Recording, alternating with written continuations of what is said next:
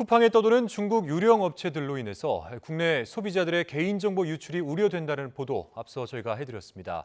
저희가 추가 취재를 해봤더니 먹는 쥐퍼에서부터 값비싼 애플워치까지 이 유령 업체들이 올린 제품은 정말 다양했습니다.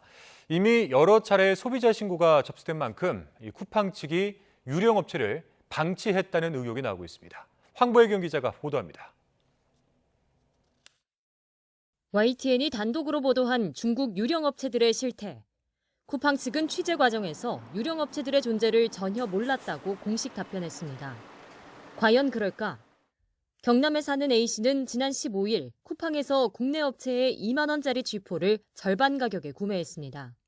이후 판매 업체가 중국 이름인 게 미심쩍어 쿠팡 측에 사기 거래가 의심된다고 신고했지만 돌아온 건 정확한 상품이니 안심하란 답변이었습니다. YTN 보도 이후 해당 업체 계정이 사라진 걸 보자 그제야 속았다는 심정입니다. 고객이 먼저 의심을 하고 나서 확인을 요청했음에도 불구하고 국내 업체가 판매하는 제품이라고 안내를 한 게 당황스러운 거죠. 지난달 15일 B씨 역시 쿠팡에서 중국 업체를 통해 애플워치를 30% 넘게 싼 가격에 구매했습니다. 약속된 배송일이 지났지만 물건은 오지 않았고 결국 쿠팡에 신고해 금액을 돌려받았습니다. 지난해 9월 C씨도 골프채 가방을 저렴하게 샀지만 이 역시 배송이 지연되다 자동으로 취소 처리됐습니다. 이런 일이 한두 번이 아닌 겁니다. 전화번호니 이런 것들이 유출되지 않았나라는 걱정이 되더라고요. 피해보는 사람들이 나뿐만 아니라 많이 있겠구나 해서. 쿠팡을 떠도는 유령 업체에 대한 소비자들의 신고가 오래전부터 이어져 왔던 겁니다. 오픈마켓 사업자에게서 판매 수수료를 떼어가는 구조인 만큼 쿠팡이 제대로 된 확인 절차 없이 입점부터 시켰다는 의혹이 나옵니다.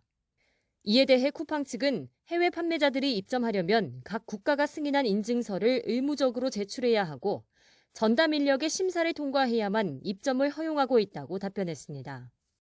다만 이번 달부터 중국 업체 자체 배송을 금지하고 쿠팡의 물류 인프라를 거치게 하겠다며 뒤늦게 대책을 내놨습니다. 개인정보가 유출될 우려가 커지는데도 쿠팡 측의 대처가 미흡했다는 지적이 나옵니다. 소비자 피해는 예전부터 아마 접수가 됐을 거예요. 빨리빨리 상황을 파악을 해가지고 적극적인 대처를 해야 되는데 공급업체가 너무나 많기 때문에 제대로 못한다. 그건 저는 변명이라고 생각해요. 유령 업체의 존재를 전혀 몰랐다는 쿠팡의 이해할 수 없는 해명과 이후 뒤늦은 대처로 개인정보 유출에 대한 소비자들의 우려는 커질 수밖에 없습니다. YTN 황보혜경입니다.